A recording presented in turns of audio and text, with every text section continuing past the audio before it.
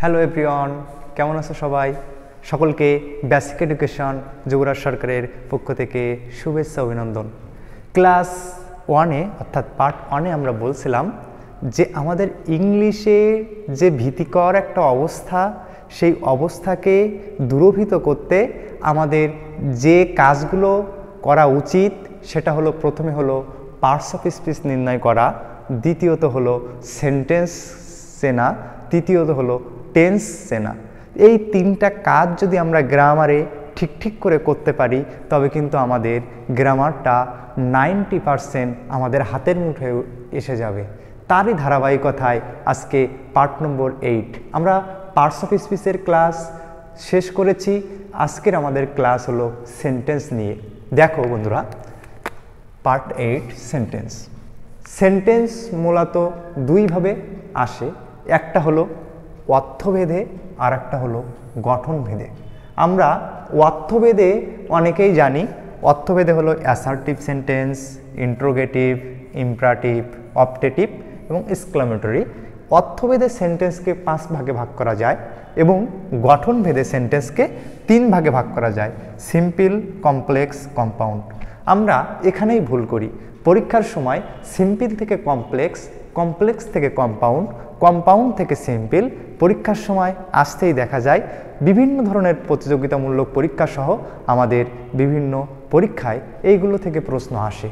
আজকের ক্লাস যদি তুমি করো, আমি গ্যারান্টি দিলাম আজকের পর থেকে তোমাদের এই সিম্পল, কমপ্লেক্স, কম্পাউন্ডে কোনো আর ভয় ভীতি কাজ করবে না। কেমন করে? দেখো, সিম্পল সেন্টেন্সে আমরা জানি একটি সাবজেক্ট ও একটি ফাইনাইট ভার্ব থাকে। একটু তোমরা মাথার ভিতরে ঢুকিয়ে নাও এবং খাতায় একটু লিখে নাও। সিম্পল সেন্টেন্সে একটি সাবজেক্ট থাকবে এবং একটি ফাইনাইট ভার্ব থাকবে। কমপ্লেক্স সেন্টেন্সে 2টি সাবজেক্ট এবং 2টি ভার্ব থাকবে। আর কম্পাউন্ড সেন্টেন্সে 2টি সাবজেক্ট 2টি ভার্ব থাকবে, কিন্তু মধ্যখানে কি বলবে? ওই সেই কনজাংশন। কি conjunction? Fanboys. Fanboys conjunction, হ্যাঁ, ফ্যান ভয়েস কনজাংশন। কে? অ্যান, বাট, ওয়ার, নর, এইগুলো মধ্যখানে স্থানে যদি থাকে সেগুলো হলো কি সেন্টেন্স? Compound sentence. এবার আমরা দেখব কি করে আমরা একটা চার্টের মাধ্যমে সিম্পল, কমপ্লেক্স, কম্পাউন্ডকে আমরা লিখতে পারি। বন্ধুরা, আমরা একটা চার্টের মাধ্যম দিয়ে দেখে নেব কেমন করে কোন জায়গায় সিম্পল, কমপ্লেক্স, কম্পাউন্ড কিভাবে বসবে। দেখো বন্ধুরা, কোনো বাক্যে যদি বাই প্লাস আইএনজি থাকে, বাই প্লাস আইএনজি থাকলে সেটা আমরা চোখ বন্ধ করে লিখব কি? সেটা হলো সিম্পল সেন্টেন্স। সেটা কি সেন্টেন্স? সিম্পল। যদি উইদাউট প্লাস আইএনজি থাকে সেটাও সিম্পল সেন্টেন্স। যদি টু থাকে সেটাও সিম্পল সেন্টেন্স। 2+ ভার্বের ভিয়ন থাকলে সেটাও সিম্পল সেন্টেন্স। ইনস্পেইট অফ ডিসপাইট যদি থাকে সেটাও সিম্পল।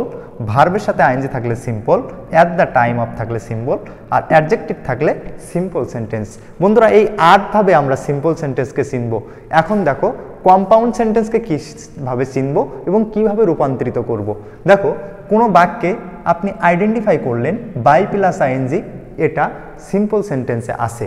তাহলে by plus ING simple sentence যখন আসে তখন কমপ্লেক্স করার সময় if plus affirmative, if plus affirmative, এবং কি করতে হবে? কম্পাউন্ড করবার সময় ইয়ান দ্বারা যুক্ত করতে হবে।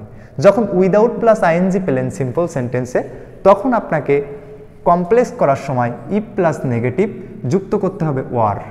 যখন আপনি টু পেলেন তখন আপনাকে কমপ্লেক্স করার সময় ড্যাট যুক্ত করতে হবে। তারপরে যখন কম্পাউন্ড সেন্টেন্স পেলেন তখন আপনাকে ভেরি অথবা অ্যান্ড যুক্ত করতে হবে, very and.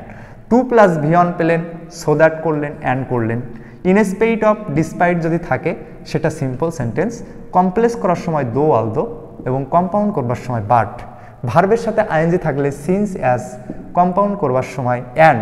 At the time of থাকলে হোয়েন, কমপ্লেক্স করবার সময়, অ্যান্ড কম্পাউন্ড করবার সময় অ্যাডজেক্টিভ হু, হুইচ, দ্যাট এবং অ্যান্ড। এই 8 প্রকারভাবে তুমি কমপ্লেক্স, সিম্পল, কমপ্লেক্স, কম্পাউন্ড করতে পারবে। কেমন করে? আমরা একটা রুল দেখব। দেখুন বন্ধুরা, দেখো, he is two ওয়েক to walk. দেখো, টু আমরা পেয়েছিলাম কি? টু যদি কোনো বাক্যে থাকে সেটা হলো সিম্পল সেন্টেন্স। আবার দেখো, he is reached but unhappy. আমি বলছিলাম যে কোনো সেন্টেন্সে যদি ফ্যান বয়ের যদি থাকে অর্থাৎ ফর অ্যান্ড বাট এটা যদি থাকে তাহলে সেটা হলো কি হবে কম্পাউন্ড সেন্টেন্স। আর কমপ্লেক্স সেন্টেন্সে দেখো বন্ধুরা কোনো বাক্যে যদি দ্যাট থাকে তাহলে সেটা হলো কমপ্লেক্স সেন্টেন্স। এই বাক্যটা we know that he is honest, এই বাক্যে দ্যাট রয়েছে অর্থাৎ সাবজেক্ট ভার্ব মধ্যখানে দ্যাট এইটা থাকলে হলো কমপ্লেক্স সেন্টেন্স। এবার আমরা এক্সাম্পল দেখব এবং আমরা নিজেদের তৈরি করব কি করে সিম্পল থেকে কমপ্লেক্স থেকে কম্পাউন্ড করতে হয়। হ্যালো বন্ধুরা, আমরা এক্সাম্পল নিয়ে একটা একটা করে ধরে ধরে করব।